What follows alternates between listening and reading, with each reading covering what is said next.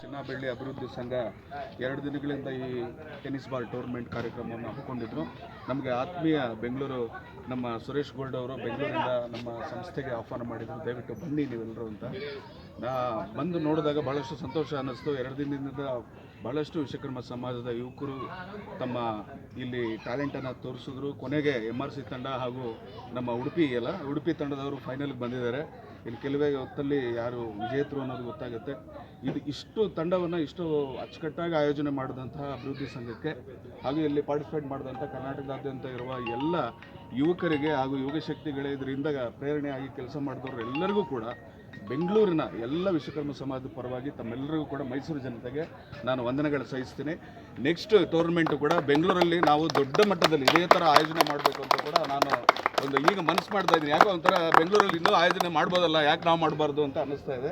Next time ನೀವೆಲ್ಲರ ಸಹಕಾರದಿಂದ ಬೆಂಗಳೂರಲ್ಲಿ ಒಂದು ದೊಡ್ಡ ಆಯೋಜನೆ ನಾವು ಖಂಡಿತ ಮಾಡೋಣ.